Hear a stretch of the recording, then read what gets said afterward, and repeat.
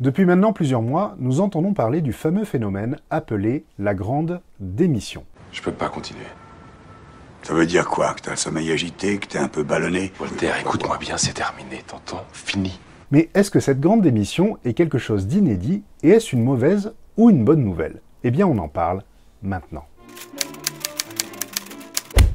Bonjour et bienvenue dans cette nouvelle brève. Que ça soit à la télévision, dans les journaux ou sur Internet, il y a peu de chances que vous ayez échappé à ce fameux phénomène annoncé comme une vague de démissions très importante qui s'est déroulée aux États-Unis et appelé The Big Quit, autrement dit, la grande démission. On l'appelle The Great Resignation ou la grande démission. C'est un phénomène venu tout droit des États-Unis, la grande démission, ces salariés qui claquent la porte du jour au lendemain. Est-ce que la grande démission c'est fini? Est-ce que les gens vont s'accrocher à leur fauteuil vu le contexte? Baptiste, pourquoi parle-t-on de grande démission? Elle a notamment été fortement relayée sur les réseaux sociaux avec des personnes qui s'amusaient à publier la vidéo de leur démission avec le hashtag #QuitMyJob. En effet, la crise sanitaire a été un catalyseur important de prise de conscience pour nombre de salariés qui ne trouvaient plus de sens dans leur poste et qui ont donc décidé de faire le grand saut et de quitter leur emploi. Avec cet événement, une question s'est donc retrouvée rapidement sur les lèvres de tous les journalistes, et cette question c'était: la grande démission aura-t-elle lieu en France? Or, fin juin, une étude réalisée par la DARES nous a apporté des éléments très intéressants pour analyser ce qui se passe réellement et ne pas tomber dans les pièges de l'analyse de comptoir. Une demi-heure pour boire un blanc, pas étonnant que tu trouves pas de boulot. Au début, le chômage, c'était bien, maintenant, on est trop. Alors tout d'abord, hormis la médiatisation importante de ce sujet, nous pouvons nous demander si le taux de démission qui a eu lieu aux États-Unis était réellement si important que ça. Eh bien la réponse est oui et non. Car oui, ils ont fait face au taux le plus important de ces 20 dernières années, et non, car ce n'est pas du tout un record, vu qu'il y a déjà eu dans leur histoire des taux bien plus importants que celui-ci. Maintenant, pour ce qui est de la France, eh bien c'est un petit peu la même chose. Avec environ 520 000 démissions par trimestre, dont 470 000 qui étaient en CDI, eh bien c'est un peu plus de 2 millions de personnes qui ont décidé de partir vers d'autres horizons entre le deuxième trimestre 2021 et la fin du premier trimestre 2022. Alors c'est certes un peu plus que les volumes de démissions rencontrés en 2018 et 2019. Cependant, avec un taux de 2,7%, cela reste inférieur à ce que nous avions pu connaître en 2008, où là, le taux était de 2,9%. Donc oui, le taux de démission a été important, mais ce n'est pas un record. Cependant, ce qui a fait couler beaucoup d'encre, c'est que nombre de ces démissions étaient motivées par une perte de sens et ou un désir d'un meilleur équilibre entre la vie personnelle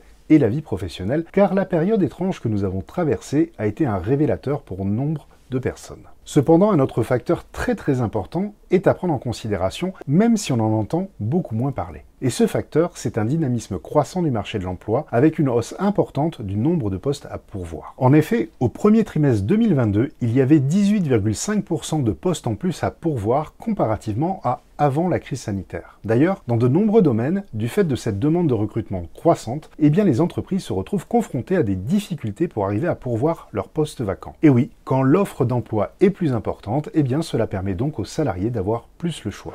Écoute-moi bien. Si tu me montres une fiche de paie avec 72 000 $ dessus, je quitte mon job illico et je bosse pour toi. Mais là encore, cela n'a rien d'exceptionnel si l'on compare les chiffres des difficultés de recrutement actuelles avec ce que l'on pouvait rencontrer par exemple dans les années 2000. En bref, les employés ont aujourd'hui plus de choix, et donc, tout comme dans les années 2000, il devient beaucoup plus facile de prendre la décision de quitter un emploi qui ne nous convient pas pour aller en chercher un autre où l'herbe sera plus verte. Donnez-moi un jeu, donnez-moi un dé, donnez-moi un mi, donnez-moi un sion, je démissionne. Nous sommes donc face à une inversion des forces, redonnant plus de pouvoir aux salariés pour trouver une entreprise ou un poste qui corresponde mieux à leurs attentes, mais aussi pour obtenir une hausse de leur niveau de rémunération. Alors Squeeze va vous briefer sur la procédure de sortie. À toi, Squeeze. J'ai le plaisir de vous annoncer que les conditions sont optimales. C'est notamment un phénomène que nous avons pu constater il y a quelques mois avec une revalorisation de 16% des salaires les plus bas dans les domaines de l'hôtellerie et de la restauration. D'ailleurs, un des points qui nous montre bien le lien entre le taux de démission d'un côté et le dynamisme du marché de l'emploi de l'autre, c'est que 80% des démissionnaires étaient à nouveau en poste dans les 6 mois qui ont suivi leur démission. Or, ce taux serait bien plus bas si les personnes avaient démissionné simplement sur un coup de tête, sur un simple ras-le-bol, sans prendre en considération leur capacité à rebondir et à trouver un autre poste ailleurs. Je cesse d'exercer mes fonctions de président de la République. Cette décision prend effet aujourd'hui à midi. Non, ni téléphone, ni visite. Qu'on me laisse en paix. Donc oui les amis, nous sommes bien face à une bonne nouvelle, car il y a certes eu une augmentation des taux de démission, mais qui n'a rien d'inédit. Cependant, ce rebond soudain a permis de remettre sur le devant de la scène les bonnes questions, que ce soit le sens, l'importance de l'équilibre de vie, les problématiques liées à la qualité du management, la reconnaissance au travail, les niveaux de rémunération et bien d'autres choses. Cela a permis aussi à nombre de personnes qui souhaitaient se lancer dans l'aventure de l'entrepreneuriat de passer le cap avec des taux records de création d'entreprises depuis l'été 2020 selon l'INSEE. En bref, ce phénomène de grande démission nous a simplement montré que dès que les opportunités deviennent plus importantes, eh bien les salariés savent se montrer réactifs pour saisir leurs chances de croissance. Comment je vais faire moi sans assistante maintenant? Ça vous intéresse une promotion? Non.